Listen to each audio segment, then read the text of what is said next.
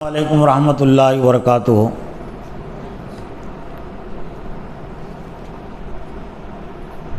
الحمد للہ نحمده ونستعینه ونستغفره ونؤمن به ونتوکل علیہ ونعوذ باللہ من شرور انفسنا ومن سیئات اعمالنا۔ قال اللہ تعالی فی القرآن المجید والفرقان الحمید۔ فاعوذ باللہ من الشیطان الرجیم، بسم اللہ الرحمن الرحیم۔ ان عدۃ الشہور عند اللہ 12 شہرا فی کتاب اللہ یوم خلق السماوات والارض منہا اربعۃ حرم ذالک الدین القیم فلا تظلموا فیہن انفسکم۔ وقال اللہ تعالی اذن وَإِذْ يَمْكُرُ بِكَ الَّذِينَ كَفَرُوا لِيُثْبِتُوكَ أَوْ يَقْتُلُوكَ أَوْ يُخْرِجُوكَ وَيَمْكُرُونَ وَيَمْكُرُ اللَّهُ وَاللَّهُ خَيْرُ الْمَاكِرِينَ۔ وقال اللہ تعالی أيضا إِلَّا تَنْصُرُوهُ فَقَدْ نَصَرَهُ اللَّهُ إِذْ أَخْرَجَهُ الَّذِينَ كَفَرُوا ثَانِيَ اثْنَيْنِ إِذْ هُمَا فِي الْغَارِ إِذْ يَقُولُ لِصَاحِبِهِ لَا تَحْزَنْ إِنَّ اللَّهَ مَعَنَا۔ وقال أيضا سنة من قد أرسلنا قبلك من رسولنا ولا تجد لسنتنا تحویلا۔ صدق اللہ العظیم۔ معزز و محترم اساتذہ اکرام اور عزیز طلبہ، آج کے اس ہفتے واری اجتماع کے اختتام کے موقع سے جس عنوان اور موضوع کے تحت قرآن کی آیات کی روشنی میں، کچھ تاریخ کی روشنی میں اور ایک حدیث کی روشنی میں کچھ باتیں پیش کرنی ہیں، اس کا تعلق اس مہینے سے بھی جڑا ہوا ہے۔ یہ محرم کا مہینہ ہے جو جاری ہے، تو ماہ محرم کے حوالے سے اگر ہم غور کریں تو امت مسلمہ کے لیے، امت مسلمہ جس کا ہم حصہ ہے، یعنی تمام مسلمانوں کے لیے اس میں 3 پیغام ہیں۔ ایک پیغام ہجرت کے حوالے سے، حضرت صلی اللہ علیہ وسلم کی ہجرت کے سفر کے حوالے سے، ہجرت کے عمل کے حوالے سے جو آپ نے مکہ سے مدینہ کی طرف ہجرت کی۔ دوسرا پیغام یوم عاشورہ کے حوالے سے ہے، محرم کی 10 تاریخ کو یوم عاشورہ کہتے ہیں۔ اور تیسرا جو پیغام ہے وہ اسلام دشمنی کی سازش کے حوالے سے ہے، جو اس مہینے سے بھی جڑی ہوئی ہے۔ تو 2 پیغام تو ایک طرح سے مثبت پیغام ہے، یعنی اختیار کرنے کے۔ ہجرت کے حوالے سے جو پیغام ہے وہ مثبت پیغام ہے، معروف پیغام ہے کہ اس کو سمجھنا بھی چاہیے اور اس کو اختیار کرنا چاہیے۔ یوم عاشورہ کے حوالے سے جو پیغام ہے وہ بھی ایک مثبت اور معروف پیغام ہے اور اس سے سبق حاصل کرنا چاہیے۔ لیکن تیسرا جو پیغام ہے وہ منفی پیغام ہے، اس سے بچنا چاہیے۔ اور یہ دونوں چیزیں ساتھ ساتھ چلتی ہے۔ آسمان سے یہ 2 چیزوں کا آغاز ہوا ہے۔ حضرت آدم علیہ السلام کے حوالے سے امت مسلمہ کے لیے جو پیغام ہے وہ مثبت پیغام ہے، اختیار کرنے کا پیغام حضرت آدم علیہ السلام اور حضرت حوا کے کردار کے حوالے سے۔ اور ابلیس کے حوالے سے جو پیغام، جو کردار شروع ہوا وہ بھی آسمان سے شروع ہو گیا، اسلام دشمنی کا پیغام۔ تو اس سے بچنا چاہیے، لیکن اس کو بھی جاننا ضروری ہے۔ جو عمل، جو پیغام اختیار کرنا ضروری ہے اس کا بھی جاننا ضروری ہے، اور جس سے بچنا ضروری ہے اس کو بھی جاننا ضروری ہے۔ اگر آپ جانیں گے نہیں منکر کو اور اسلام دشمنی کی سازش کس طرح سے ہوتی ہے اور کیسے ہوئی ہے، تو اسلام دشمنی کی سازش سے آپ نہیں بچ سکتے۔ بلکہ بہت سارے لوگ وہ سازش کو ہی اسلام کا حصہ سمجھ لیتے ہیں، جیسا کہ یہ ماہ محرم کے حوالے سے جو سازش گھڑی گئی، حضرت حسین رضی اللہ تعالیٰ عنہ کی شہادت کو لے کر کربلا کے عنوان سے، تو بہت سارے لوگوں نے اس کو مثبت چیز سمجھ کر قبول کر لیا کہ یہ اچھی چیز ہے، اسلامی تحریک کا حصہ ہے۔ حالانکہ اسلامی تحریک کو دبانے کے لیے وہ واقعہ ایک طرح سے گھڑا گیا، اس کے ساتھ رسومات گھڑی گئی۔ ہجرت کے ذریعے سے امت مسلمہ کو جو پیغام دیا گیا، یوم عاشوراء کے ذریعے سے امت مسلمہ کو جو پیغام دیا گیا، وہ پیغام کو ختم کرنے کے لیے ہجرت کے سفر کے ذریعے سے امت مسلمہ کوئی پیغام نہ لے سکے، یوم عاشوراء کے ذریعے سے امت مسلمہ کو کوئی پیغام نہ مل سکے، اس لیے 10ویں محرم کے حوالے سے، 10ویں محرم کیا، پورا محرم کا مہینہ ہی وہ ماتم کے حوالے سے، رسومات کے حوالے سے، تعزیہ داری کے حوالے سے، شہادت حسین کے حوالے سے جانا جاتا ہے، منایا جاتا ہے۔ تو وہ جو دو پیغام اسلام نے رکھے ہیں مفکرین کے ذریعے سے، مجددین کے ذریعے سے، اہل علم اور اہل تقوی کے ذریعے سے، وہ دو پیغاموں کی طرف سے توجہ ہٹانے کے لیے، تو جو 3 پیغام جڑے ہوئے ہیں، ان میں سے ایک جو پہلا پیغام ہے اس محرم کی مناسبت سے، وہ ہے ہجرت کا پیغام۔ سن ہجری کا لفظ جو سنتے رہتے کہ نہیں آپ، ہجری سن کا آغاز وہ کہاں سے ہوتا ہے؟ محرم سے ہوتا نا، یعنی محرم سے، جیسا ہمارا ہجری سن کے آغاز یا چاند کے مہینے کا سال کا آغاز یہاں سے ہوتا ہے، جیسا کہ انگریزی سال کا آغاز جنوری سے ہوتا ہے، جنوری وہ عیسوی سن کے لحاظ سے وہ پہلا مہینہ ہے، لیکن محرم کا مہینہ یہ ہجری سن کے لحاظ سے پہلا مہینہ ہے۔ محرم، صفر، ربیع الاول، ربیع الاخر، جمادی الاول، جمادی الاخر، رجب، شعبان، رمضان، شوال،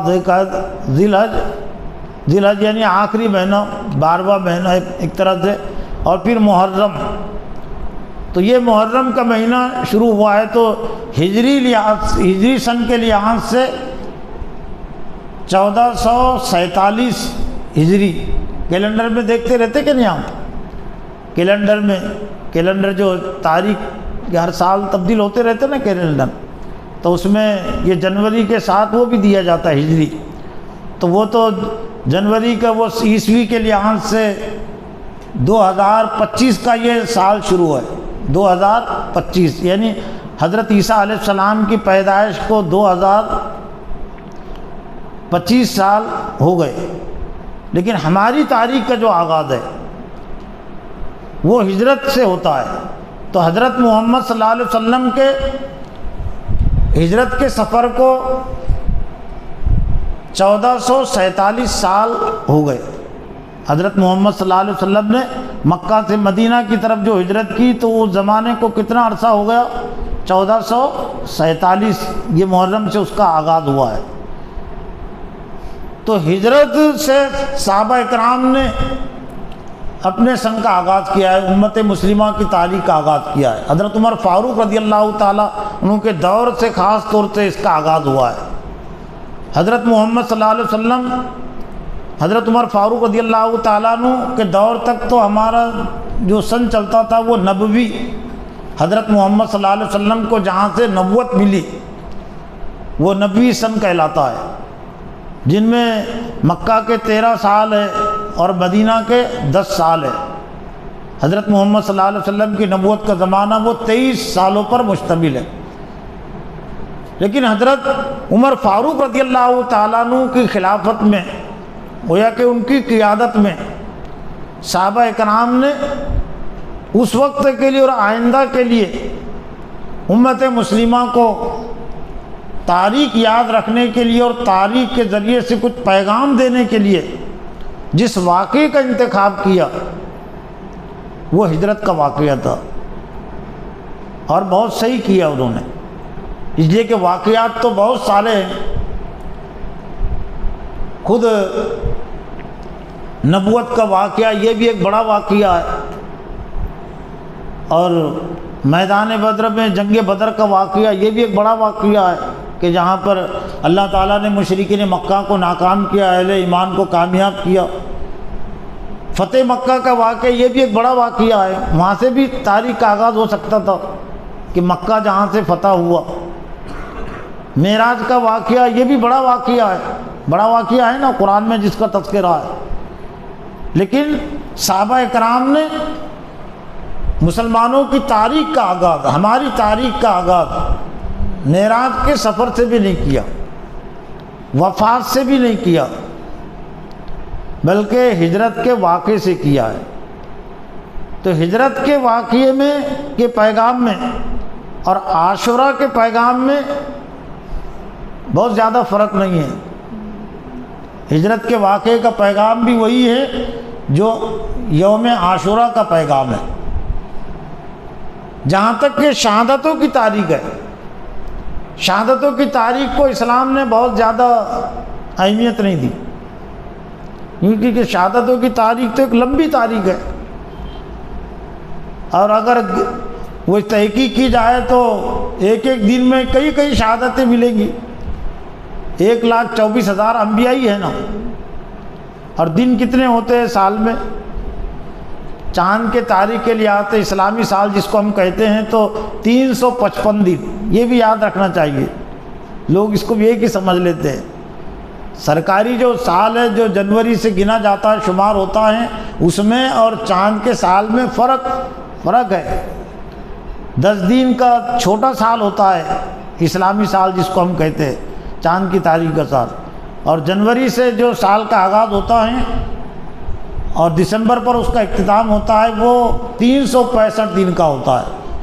یہ 355 دن اور وہ 365 دن، اسی وجہ سے، اسی فرق کی وجہ سے ہمارے جو رمضان ہے اور بھی جو ذی الحج کا موقع ہے، یہ الگ الگ موسموں میں آتا ہے نا، اور اسی مناسبت سے ہمارا جو سالانہ جلسہ ہے، سالانہ جو چھٹیاں ہے، تو وہ فرق ہو جاتا نا اس میں۔ حالانکہ اس کے لحاظ سے تو یہ اپنی جو تاریخ ہوتی ہے چاند کی تاریخ، تو ایک ہی شعبان کے دوسرے ہفتے میں عام طور سے سالانہ جلسہ ہوتا ہے، لیکن یہ مہینے تبدیل ہوتے رہتے ہیں، تو وہ فرق کی وجہ سے۔ تو ہجرت کے واقعے میں جو سبق ہے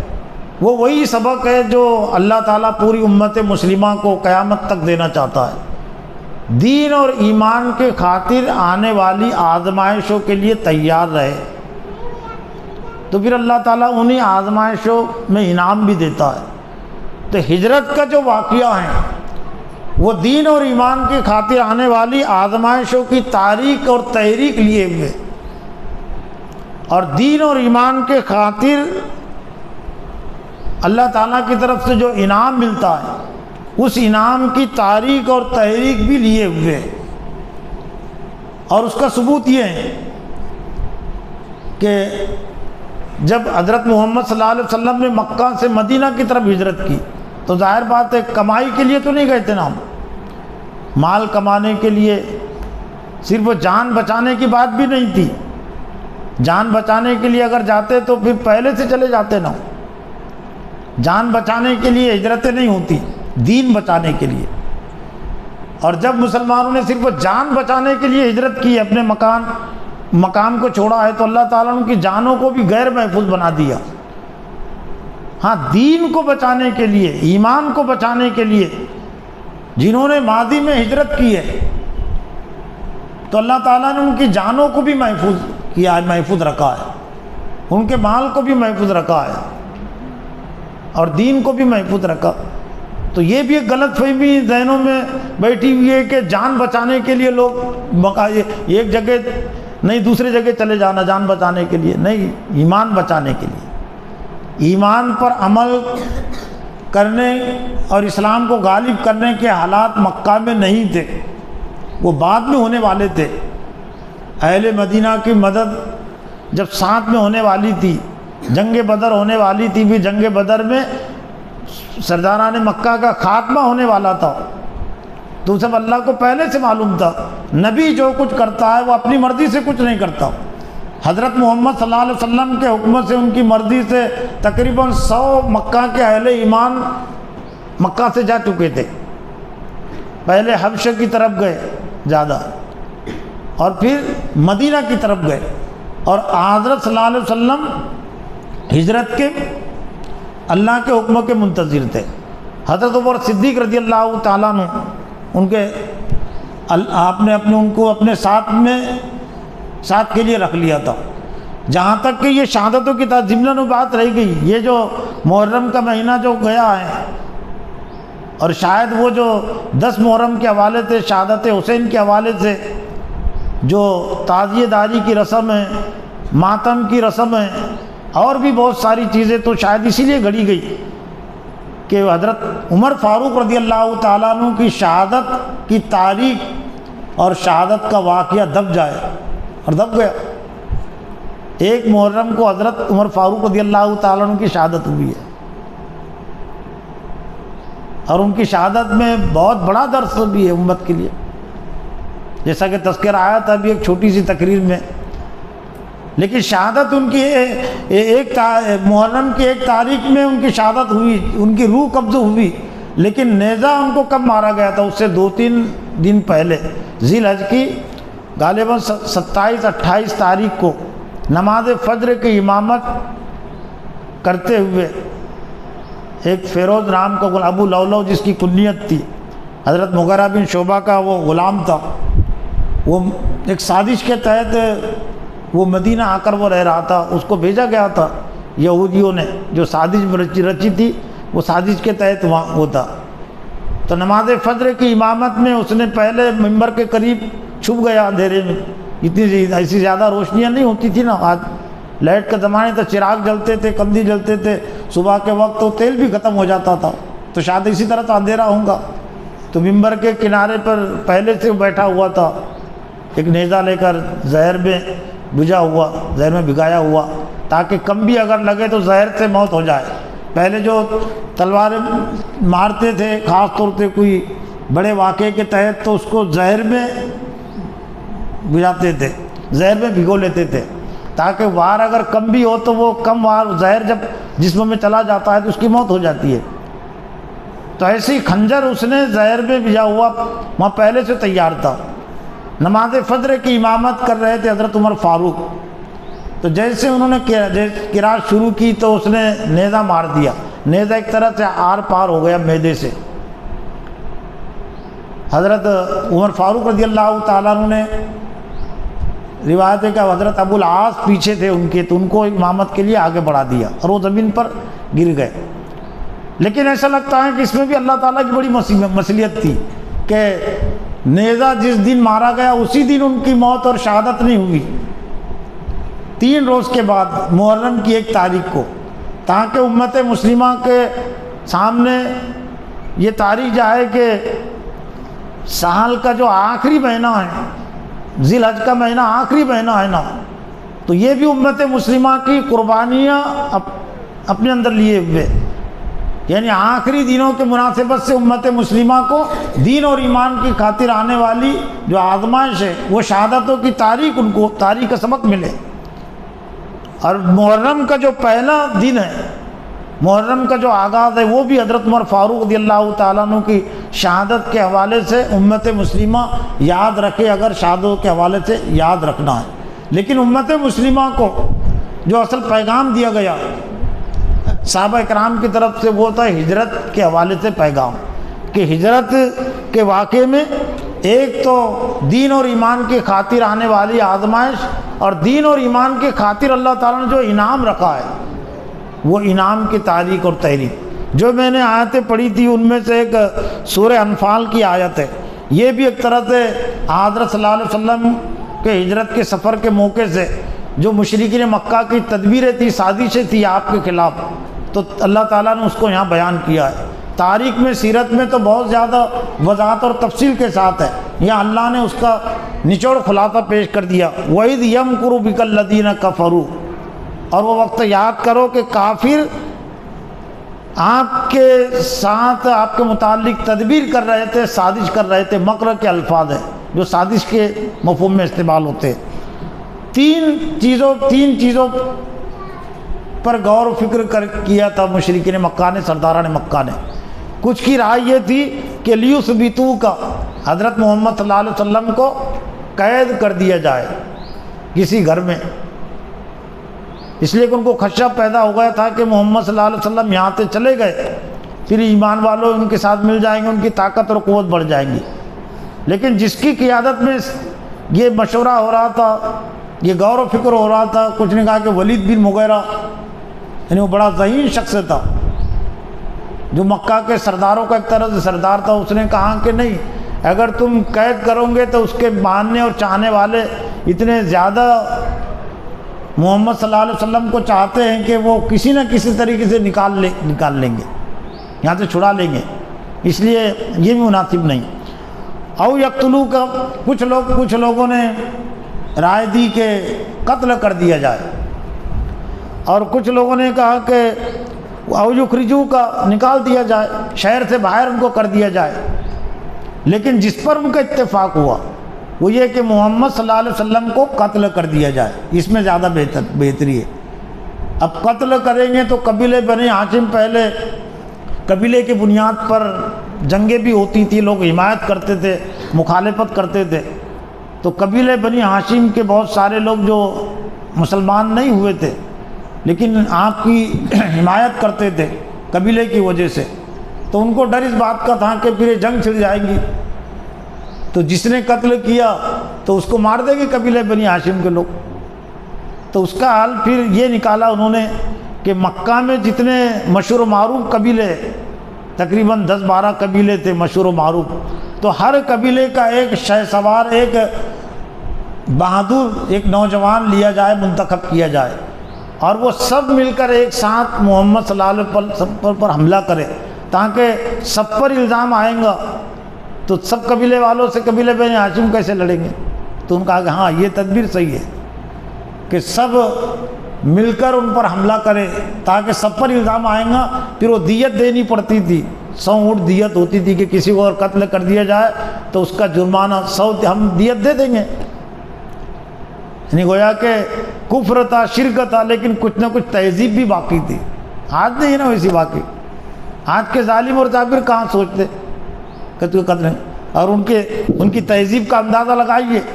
کہ بہت ساری خرابیاں تھی، خامیاں تھی مشرکین مکہ میں، لیکن کچھ اصول ضابطے بھی تھے۔ قتل کرنے کے لیے آئے تو اللہ کے صلی اللہ علیہ وسلم جب سوئے ہوئے تھے تو پھر اس وقت انہوں نے تلوار کیوں نہیں چلائی، لیکن اپنی غیرت کے خلاف سمجھتے تھے، عزت کے خلاف بھی سمجھتے تھے کہ ایک سوئے ہوئے شخص کو ہم بستر میں مار دیں، آج کتنا خیال کریں گے کیا۔ لیکن وہ اہل مکہ تھے، کچھ نہ کچھ ان کے پاس باقی تھی، انسانیت باقی تھی، ورنہ ان کے لیے تو بہت آسان تھا نا۔ لیکن اللہ کے جب تک وہ سوتے ہوئے بھی نہیں قتل کر سکتے تھے آپ کو، اللہ تعالیٰ نے جب طے کر دیا تھا کہ کامیاب نہیں ہو سکیں گے، وَيَمْكُرُونَ وَيَمْكُرُ اللَّهُ وَاللَّهُ خَيْرُ الْمَاكِرِينَ، اللہ نے فرمایا کہ یہ سازش کر رہے، تدبیر کرو، اللہ تعالیٰ بھی تدبیر کرتا ہے،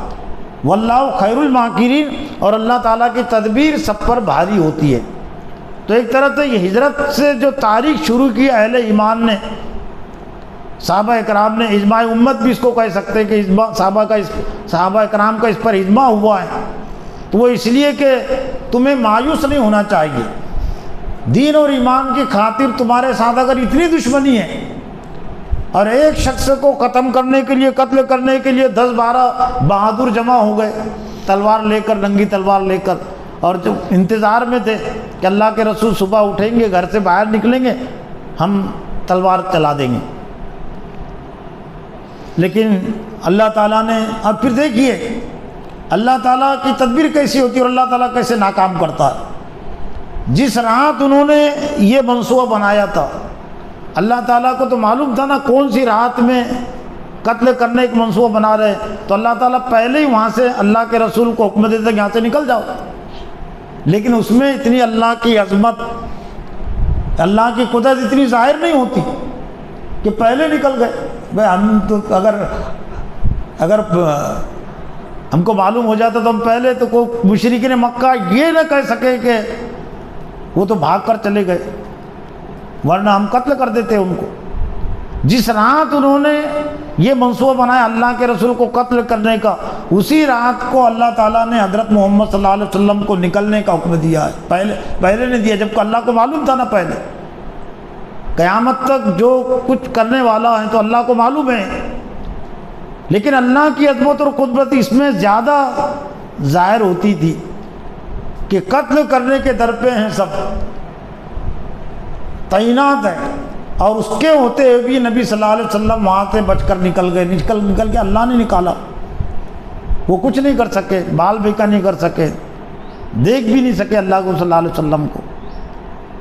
حضرت علی رضی اللہ تعالیٰ عنہ کو اللہ کے رسول نے بستر پر سلا دیا تھا اور کہاں تک جو امانتیں رکھی ہوئی امانتیں واپس کر کے پھر آ جانا. وہ بھی آرام سے سو گئے. تو ایک تو اس میں یہ کہ طریقے پھر غارِ وہاں سے 3 روز تک آپ غارِ ثور میں مقیم ہو گئے. ہجرت سے ہم کیسے نظر انداز کر سکتے غارِ ثور کو، ہجرت کے سفر سے. لیکن تلاش کرتے ہوئے بھی مشرکین مکہ وہاں تک پہنچ گئے. جو میں نے سورہ توبہ کی آیت پڑھی تھی اس میں وہی ہے کہ حالانکہ جنگ تبوک کے موقع سے نازل ہوئی. جنگ تبوک کے موقع سے جب کچھ منافقین اہل ایمان سب کے لیے جنگ میں شریک ہونا ضروری قرار دیا گیا تھا، تو منافقین عذر بہانے کر رہے تھے. تو اللہ تعالیٰ نے اس موقع پر یہ حکم دیا کہ اللہ تنصروا فقد نصرہ اللہ، اگر تم نہیں نکلے فقد نصرہ اللہ تو تحقیق اللہ تعالیٰ ان کی مدد کر چکا ہے. اذ ہما فی الغار، جبکہ محمد صلی اللہ علیہ وسلم غار میں تھے. اذ یقول لصاحبہ لا تحزن، جبکہ وہ غار میں تھے. اور غار میں کتنے بہت بڑا لشکر تو نہیں تھا، حضرت عمر صدیق تھے، ثانی اثنین، 2 میں کا دوسرا. اذ یقول لصاحبہ لا تحزن ان اللہ معنا، جبکہ ان میں کا ایک یہ کہہ رہا تھا کہ غم نہ کرو اللہ تعالیٰ ہمارے ساتھ ہے. ہما فی الغار. تو جنگ تبوک کے موقع پر جو بعد میں اللہ تعالیٰ نے ایک طرح سے غیرت بھی دلائی اور اہل ایمان کو ایک طرح سے آپ نے کہا کہ اگر تم مدد کرنے کے لیے کھڑے نہیں ہوں گے، حالانکہ کچھ ہی تھے ایسے، ورنہ زیادہ تر اہل ایمان تو تیار ہی تھے. تو اللہ ان کی مدد کر چکا ہے جبکہ وہ غار میں تھے. اور ان میں کا ایک یہ کہہ رہا تھا کہ غم نہ کر اللہ ہمارے ساتھ ہے. فانزل اللہ سکینتہ، پس اللہ تعالیٰ نے اس موقع پر سکینت نازل کی، اطمینان قلب. وَأَيَّدَهُ بِجُنُودٍ لَّمْ تَرَوْهَا، اور ایسے لشکر سے ان کی مدد کی کہ تم نے اس کو نہیں دیکھا. وَجَعَلَ كَلِمَةَ الَّذِينَ كَفَرُوا السُّفْلَىٰ وَكَلِمَةُ اللَّهِ هِيَ الْعُلْيَا، اور اللہ تعالیٰ نے کافروں کی بات کو نچلا کر دکھایا. وہ کلمۃ اللہ العلیٰ، اور اللہ تعالیٰ کی بات ہی بلند ہوتی ہیں اور اللہ تعالیٰ غالب اور حکمت والا ہے. تو غارِ ثور جو مکہ سے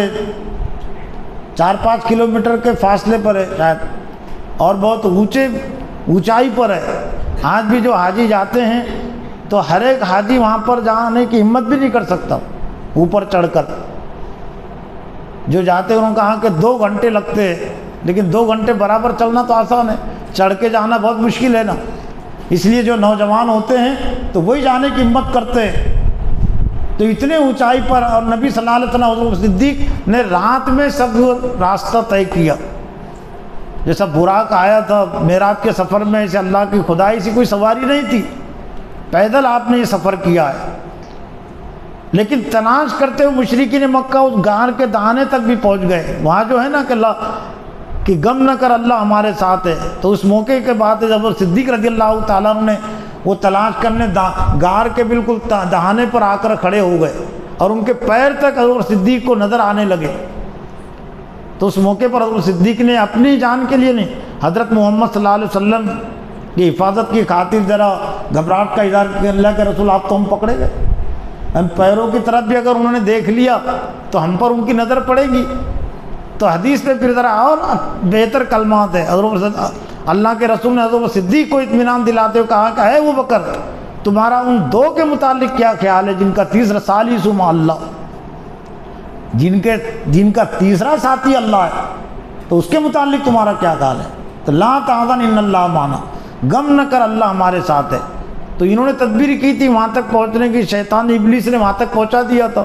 لیکن اللہ وہ مکروا مکر اللہ اللہ خیر الماکرین، اللہ بھی تدبیر کر رہا تھا۔ ابلیس کا تو خیال یہ تھا کہ میں نے اب یہاں تک پہنچا دیا دہانے تک، تو آپ کیسے بچ کر جائیں گے یہ؟ لیکن وما یعلم جنود ربک الا ہوا، قرآن میں ہے کہ اللہ کے لشکروں کو اس کے علاوہ کوئی نہیں جان سکتا۔ اللہ تعالیٰ لشکر بنا دیتا ہے، پرندوں کو بھی لشکر بنا دیتا ہے۔ مکڑی کی کیا حیثیت ہے؟ تو اس موقع پر کس کا کوئی لڑنے والے تو فرشتے نہیں آئے نا، اللہ تعالیٰ اس پر بھی قادر تھا نا کہ وہاں پر آتے ان پر بجلی گر جاتی، اور فرشتے جبرائیل علیہ السلام آتے ایک پر مارتے ان کا بوٹی موٹی ان کی ہو جاتی۔ لیکن اس سے بھی زیادہ جس میں اللہ کی عظمت اور قدرت ظاہر ہو، کبوتر کی کیا حیثیت ہوتی ہے، جس کی وجہ سے وہ وہاں کچھ کہہ رہے تھے آپس میں، ایک مشرک نے کہا، ایک نے کہا کہ ہو سکتا ہے غار میں چھپ گئے ہو، تو دوسرے نے کہا کہ اگر غار میں چھپتے تو یہ کبوتر کا وہ گھونسلہ کیوں ہوتا، انڈے کیوں ہوتے، اور مکڑی کا جالا کیوں ہوتا، یہ تو آج رات میں ہی نکلے نا۔ تو ایسا لگتا ہے کہ یہ جو کئی دنوں سے کئی مہینوں سے یہ غار کا منہ بند ہے، کہ کبوتر نے وہاں انڈے دے دیے گھونسلہ بنا کر، اور مکڑی نے جالا تنا ہوا، تو گویا کہ مطلب یہ بہت پرانا یہ غار ہے، اگر اس میں اگر داخل ہوتے تو یہ مکڑی کا جالا کیوں ہوتا، وہاں پر یہ کبوتر کا گھونسلہ کیوں ہوتا۔ کبوتر ان کے سامنے سے اڑا، جب اس پر گفتگو کر رہے تھے تو اللہ تعالیٰ نے طرف سے حکم دیا، تو انڈے اس کے نیچے تھے، گھونسلہ ہی بنایا اور انڈے بھی اس نے دے دیا اور باتوں میں کر دیا، یہ بولے اب کبوتر اڑا، تو پھر مایوس ہو کر وہاں سے نکل آئے۔ تو یہ ہجرت کے جہاں سے سفر کیوں، یہ اللہ تعالیٰ اہل ایمان نے یہ سب اللہ کی قدرت اور عظمت آئندہ آنے والی امت مسلمہ کے ذہن اور دماغوں میں تازہ رہے، کہ چاہے اسلام دشمن کتنی تدبیریں کر لے، لیکن تم اگر اللہ کے دین کے لیے مخلص ہو، دین کی تحریک سے تمہارا اگر تعلق ہے تو تمہارا کچھ نہیں، اگر زیادہ سے زیادہ شہادت ہو سکتی ہے، لیکن شہادتیں بھی ہر ایک کی نہیں ہوتی، بہت کم شہادتیں ہوتی ہیں۔ اور پھر یہاں سے جب آپ روانہ ہوئے تو آپ کی تلاش ہوئی، وہ سراقہ بن مالک کا واقعہ بھی ہے، لیکن وہ بھی پکڑنے میں کامیاب نہیں ہو سکا۔ لیکن اہم جو چیز ہے وہ یہ کہ ایک ٹھکانہ آپ سے ایک طرح سے ایک ٹھکانے مکہ سے آپ محروم ہوئے، وہاں سے جدا ہوئے، تو مدینہ کو اللہ تعالیٰ نے آپ کے لیے اسلام کے لیے ٹھکانہ عطا کر دیا، اور جس طرح کی آزمائش ہوتی ہے اللہ تعالیٰ اسی طرح کا انعام بھی دیتا ہے۔ مکہ والوں کی آنکھیں آپ کو قتل کرنے کے لیے تلاش کر رہی تھی، مدینہ والوں کو معلوم ہوا کہ اللہ کے رسول مکہ سے نکل گئے، ان کو یہ معلوم نہیں تھا کہ 3 روز تک وہ غار ثور میں مقیم اور وہاں روپوش ہو گئے، تو جتنے دن میں آتا تھا وہاں سے تو وہ دن ہو گئے تھے اتنے، ان کو اطلاع تھی کہ فلاں دن وہاں سے نکل گئے، تو وہ مدینہ سے باہر آتے اللہ کے وسلم کے استقبال کے لیے، اور پھر جب دھوپ ہوتی تو پھر اپنے گھروں کو چلے جاتے۔ لیکن یہ کیوں اللہ تعالیٰ نے کیا تھا؟ مکہ والے آپ کو قتل کرنے کے لیے تلاش کر رہے تھے، تو اللہ کے لیے لازم تھا ایسی آنکھیں اسی دنیا میں پیدا کرنا جو آپ کے دیدار کے لیے، آپ کے استقبال کے لیے ترسے۔ کچھ لوگ آپ کو قتل کرنے کے لیے تلاش کر رہے تھے، اور یہ وہ تھے کہ جنہوں نے آپ کے اخلاق و کردار کو دیکھا تھا، لیکن جو آنکھیں آپ کو دیکھنے کے لیے ترس رہی تھی، استقبال کے منتظر تھے، تو ان میں سے زیادہ تر لوگوں نے آپ کو نہیں دیکھا تھا نا۔ تو آئندہ آنے والی امت مسلمہ کے لیے دین اور ایمان کی خاطر اگر تمہارے کوئی دشمن ہوتے ہیں، جان کے در پہ ہوتے ہیں، تو دین اور ایمان کی خاطر اللہ تعالیٰ تمہارے جان نثار پیدا کرے گا۔ دین اور ایمان کی خاطر تم کو اپنا اگر وطن چھوڑنا پڑتا ہے، رشتہ داروں کو چھوڑنا پڑتا ہے، تو تم اس کی پرواہ مت کرو، اس سے بہتر ہم تمہارے رشتہ دار پیدا کریں گے۔ مدینہ انصار کی صورت میں اللہ تعالیٰ نے پیدا کیا ہے نا۔ تو ایک تو ہجرت تو ابلیس کو رہا نہیں گیا، ان کو معلوم تھا کہ سن ہجری یہاں سے ہوتا ہے، تو ہجرت کا سفر، ہجرت کی تاریخ، ہجرت پر خطاب عام ہوں گے، ہجرت پر بیانات ہوں گے، تو بیانات صرف کربلا پر رکھو نا، کوئی واقعہ ایسا گھڑ کر، تاکہ یہ ہجرت کا پورا پیغام دب جائے، شہادت حضرت عمر فاروق رضی اللہ تعالیٰ عنہ کا پیغام دب جائے، اور دوسرے یوم عاشورہ 10 تاریخ وہ بھی اسی طرح کا پیغام لیے ہوئے، جس طرح کا ہجرت کا پیغام، ہجرت کا واقعہ پیغام لیے ہوئے، آزمائش اور انعام۔ جو بہت سارے واقعات یوم عاشورہ سے متعلق تاریخ میں آتے ہیں، ایک واقعہ تو مستند ہے، وہ تو اللہ تعالیٰ نے اسی تاریخ میں بنی اسرائیل کو، موسیٰ علیہ السلام کو فرعون کے ظلم و ستم سے نجات دی۔ تو فرعون کے ظلم و ستم کی تاریخ بھی ہے نا اس میں، اور فرعون کی ہلاکت کی تاریخ بھی ہے۔ تو امت مسلمہ کے لیے جس طرح سے فرعون دنیا میں رہا، اس نے ظلم و ستم کیا ہے، لیکن موسیٰ علیہ السلام کے ذریعے سے اس تک دعوت پہنچ گئی اور اس نے دعوت کا انکار کیا، تو اللہ تعالیٰ نے اسی دن اس کو ہلاک کیا ہے، اس کو اور اس کی فوج کو۔ تو یہ عاشورہ کا واقعہ بھی کیا سبق لیے ہوئے؟ دین اور ایمان کی خاطر آنے والی آزمائش جو حضرت موسیٰ علیہ السلام پر بھی آئی، بنی اسرائیل پر بھی آئی، اور دین اور ایمان کی خاطر اللہ تعالیٰ نے جو انعام دیا موسیٰ علیہ السلام کو اور بنی اسرائیل کو، اور جو عذاب دیا فرعون اور اس کے لشکر، وہ تاریخ لیے ہوئے نا۔ اور پھر دوسرے بہت سارے واقعات کچھ روایتوں میں یوم عاشورہ سے متعلق جڑے ہوئے، تو وہ بھی آزمائش اور انعام کا سبق لیے ہوئے۔ جیسے نوح علیہ السلام کی کشتی اس تاریخ میں رکی جودی پہاڑ پر، تو ایک ہی پہلو ہے کہ اس میں وہ تو 950 سال کی بات ہے، وہ تو 950 سال کے بعد وہ کشتی رکی نا وہاں، 950 سال تک آزمائش تھی نا حضرت نوح علیہ السلام، اور ان پر ایمان لانے والوں کے لیے مخالفت تھی، شہادتیں نہیں ہوئی، اور مشکلیں ناممکن ہے۔ اللہ کے حکم کے بغیر کسی کو شہید کر دینا ناممکن ہے۔ تو 950 سال کی دعوت کی تاریخ، وہ جودی پہاڑ پر کشتی کا رکنا، وہ تاریخ لیے ہوئے ہے نا۔ اب پھر 950 سال کے بعد جب ان کی طرف سے انکاری ہوتے رہا، تو اللہ تعالیٰ نے پھر اس طوفان میں ان کو غرق کر دیا۔ تو آزمائش اور انعام، حضرت آدم علیہ السلام کا زمین پر اترنا اسی تاریخ میں، اس دن توبہ کا قبول ہونا، وہ بھی آزمائش اور انعام کی تاریخ ہی ہے نا، کہ زمین پر آنا آپ کے لیے آزمائش کی چیز تھی، لیکن اللہ تعالیٰ نے توبہ بھی قبول کیا، ان کو خلیفہ کی حیثیت سے یہاں بھیجا۔ پھر اسی تاریخ میں قیامت آئیں گی، انعام بھی عذاب بھی ہے نا، وہ بھی قیامت کا تذکرہ، عذاب کا بھی سبق لیے ہوئے، انعام کا بھی سبق لیے ہوئے۔ کن لوگوں کے لیے قیامت کا دن اور قیامت کی تاریخ عذاب کا سبق لیے جو نافرمانی کا راستہ اختیار کریں گے، اور کن لوگوں کے لیے انعام جو اللہ کی اطاعت اور فرما برداری کریں گے، تو قیامت ان کے لیے انعام کا باعث ہے۔ لیکن یہ جو میں نے کہا کہ 3 سبق جو ملتے ہیں، تو یہ تو تذکرہ میں نے کر دیا یوم عاشورہ اور ہجرت کے ذریعے سے آزمائش اور انعام کی جو اللہ کی سنت ہے، سنت من قد ارسلنا قبلک من رسلنا، وہ بھی ہجرت کے موقع سے نازل ہوئی، سورہ بنی اسرائیل کے آیت ہے، وَاجْعَلْ لِي مِن لَّدُنْكَ سُلْطَانًا نَصِيرًا۔ اللہ تعالیٰ دعا آپ کرے کہ آپ میری جانب سے میرے لیے آپ ایک مددگار اقتدار حکومت کو عطا کر۔ اور اللہ تعالیٰ نے مدینہ پہنچنے کے بعد نہیں، پہنچنے سے پہلے ہی وہاں کے حکومت آپ کے منتظر تھی نا، پورے سرداران مدینہ، تمام مدینہ والوں نے آپ کو سردار مان لیا۔ اور وَقُلْ جَاءَ الْحَقُّ وَزَهَقَ الْبَاطِلُ، اور کہہ دیجئے کہ کہا گیا باطل مٹ گیا، اِنَّ الْبَاطِلَ كَانَ زَهُوقًا۔ فتح مکہ کے موقع سے آپ نے بتوں کو وہاں سے ہٹاتے چھڑی موئے آیت پڑی، پہلے نازل ہو چکی تھی وہ ہجرت کے موقع پر، تاکہ آپ مایوس نہ ہوں، باطل مٹنے والا ہے، حق کا غلبہ ہو گیا۔ حالانکہ ظاہری آنکھیں کیا دیکھ رہی تھی کہ کوئی پرسان حال نہیں، مکہ چھوڑ کر جانا پڑ رہا ہے، لیکن کہہ دیجئے کہ آ گیا اور باطل مٹ گیا، اور باطل مٹنے والا ہے۔ یعنی اس وقت ہجرت کے موقع سے اللہ تعالیٰ نے آپ کو خوشخبری بھی دے دی، ایک طرح سے آپ کو تسلی دے دی۔ اب یہ جو اسلام دشمنی کی جو سازش ہے وہ ابلیس کے ذریعے سے ہوئی ہے، اور حضرت آدم علیہ السلام کو سب سے پہلے ابلیس نے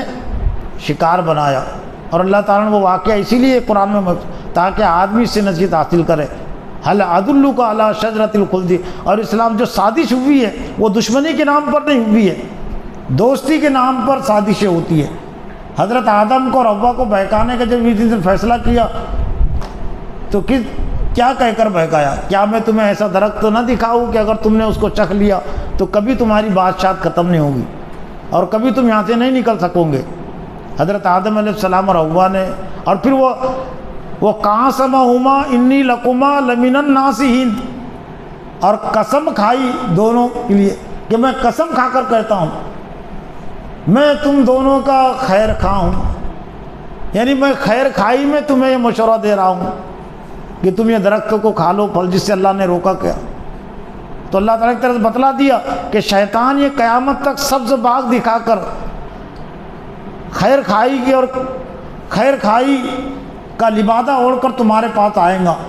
اور تم کو رائے راستے سے ہٹائے گا۔ چنانچہ یہ میدان کربلا 10 محرم کا جو واقعہ حضرت حسین کی شہادت کا عام طور سے جو منایا جاتا ہے، یہ تو نبی صلی اللہ علیہ وسلم کی وفات کے 60 سال کے بعد کا ہی واقعہ ہے، اور دور صحابہ میں، دور تابعین میں، تبع تابعین میں اس کی وہ حیثیت نہیں تھی جو بعد میں اس کی حیثیت دی گئی یہ پیغام کو دبانے کے لیے۔ اگر اس کی وہ حیثیت ہوتی تو احادیث کی کتابوں میں اس کا تذکرہ ملتا نہ ہو۔ حدیث کی جو کتابیں ہیں وہ ہجرت کے 200 سال کے بعد، 250 سال کے بعد تدوین ہوئی، ترتیب دی گئی۔ کوئی سیاہ ستہ میں نہیں بتا سکتا یہ کربلا، میدان کربلا کا واقعہ، اس لیے بہت سارے لوگ اس کو گھڑا ہوا واقعہ مانتے ہیں۔ عرب کے محققین، ان کی تحقیق بھی صحیح ہے، فرضی واقعہ۔ خلافت بنو امیہ کو، حضرت امیر معاویہ کو اور امیہ کو بدنام کرنے کے لیے واقعہ گھڑا گیا، اور اگر ہو بھی واقعہ تو اس کی ایک حیثیت ایک تاریخ علم کی تھی۔ لیکن مسند احمد جو دوسری ہجری میں کتاب ترتیب دی امام مالک نے، امام احمد بن حنبل نے، اس میں بھی نہیں نا واقعہ یہ۔ بخاری شریف، مسلم شریف، ترمذی شریف، یہ سب دوسری تیسری ہجری میں کتابیں لکھی گئی نا یہ، اور یہ واقعہ تو پہلی صدی ہجری کا ہے، 60 ہجری کا واقعہ، یعنی نبی صلی اللہ علیہ وسلم کی وفات کے 50 سال بعد کا واقعہ ہے، اور احادیث کو کتابوں میں جو جمع کیا گیا وہ 200 سال کے بعد، 250 سال کے بعد۔ تو اگر یہ واقعہ اتنا اہم ہوتا، امت کے لیے اس میں کچھ پیغام ہوتا، تو صحابہ اکرام، محدثین، تابعین، تبع تابعین اس واقعے کو کیسے نظر انداز کرتے؟ یہ واقعے کے 300 سال کے بعد معزود دولہ جو ایک ایران کا تھا شیعہ، اس نے یہ واقعے کو نمایاں کیا ہے، اور اس نے یہ 10 محرم کے حوالے سے تعزیہ داری کی رسم، مرثیہ، حضرت حسین رضی اللہ تعالیٰ عنہ کی شہادت اور ان کے خاندان کا مطلب غم منانا، اس نے یہ چیزیں یہ گھڑی ہے۔ اور چونکہ سنی دنیا میں اس کو زیادہ تھے تو ان کو بدنام کرنے کے لیے خلافت بنو امیہ سے تعلق حضرت امیر معاویہ کا اور یزید کا، تو چونکہ بنو امیہ کے دور میں اسلام پوری دنیا میں پھیلا، 90 سالہ دور میں، تو بنو امیہ کے خاندان کو بدنام کرنے کے لیے انہوں نے یہ واقعے کو ایک طرح سے نمایاں کیا، مرثیے کے طور پر مسلمانوں میں شیعہ اور سنی کی تفریق پیدا کرنے کے لیے 300 سال کے بعد۔ اس لیے جب تک کہ صحابہ کرام تھے ان کی تعداد تھی، اور تابعین تھے، تبع تابعین تھے، ان کی موجودگی میں ان کی دال نہیں گلی۔ سازش حضرت امام حسین کی شہادت کے حوالے سے کچھ رسومات پیدا کرنے کی، غلط واقعات کو جوڑنے کی ان کو کامیابی نہیں ملی،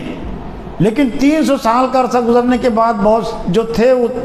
اہل علم، اہل تقوی دنیا سے چلے گئے، اسلام تیزی سے پھیلا، تو نئے نئے جو اسلام میں داخل ہوئے تو انہوں نے اس کو شکار بنایا،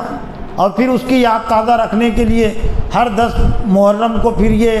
ایک رسومات انہوں نے گھڑی ہے۔ تو وہ جو رسومات گھڑی گئی ہے کہ صحابہ کرام نے ہجرت کے ذریعے سے جو پیغام دینے کی کوشش کی، اور اسلام نے یوم عاشورہ کے ذریعے سے، ایک تو روزہ بھی اس کے ساتھ جو جوڑا گیا، تو روزے کے ساتھ اگر یہ واقعات پر زیادہ غور و فکر ہوا تو زیادہ سبق ملے گا نا۔ روزہ بھی ایک دینی عمل ہے نا، یعنی اسلام نے اس کو اور زیادہ ایک طرح سے اس دین کو تربیتی اجتماع کے طور پر، تحریکی اور تاریخی اجتماع کی حیثیت اس کو دے دی، روزے کا عمل اس سے جوڑ کر۔ اور چونکہ یہود بھی اس دین کی اہمیت کو سمجھتے تھے تو یہود کی مخالفت بھی ابھی اللہ کے رسول نے اس میں شامل کر دی کہ تم اس کی اہمیت کو تو سمجھو، لیکن یہود کی مخالفت میں ایک روزہ نہیں بلکہ 2 روزے رکھو، پھر 9 تاریخ کا جوڑ لو، یا پھر 10 کے ساتھ 11ویں کا جوڑ لو۔ تو یہ چند باتیں میں نے اس موقع سے خود میری اپنی تذکیر توجہ کے لیے، آپ کی تذکیر توجہ کے لیے رکھی ہے۔ اللہ تعالیٰ سے دعا ہے کہ اللہ تعالیٰ مجھے بھی اور آپ کو بھی ماہ محرم میں اللہ تعالیٰ اسلام نے جو 3 اہم پیغام رکھے ہیں، ایک تو ہجرت کے واقعے کے ذریعے سے آزمائش اور انعام کا، یوم عاشوراء کے ذریعے سے بھی آزمائش اور انعام کا، اور یہ جو شہادت حسین کے حوالے سے جو ایک منفی پیغام جوڑ دیا بہت سارے اسلام دشمنوں نے، اسلام دشمن سازش کا، تو اس سے واقف ہونا اور اس سے بچانا، امت کو خود بھی بچنا اور امت کو بچانا ہمارے لیے اللہ تعالیٰ آسان فرمائے۔ ربنا تقبل منا انک انت السمیع العلیم وتب علینا انک انت التواب الرحیم برحمتک۔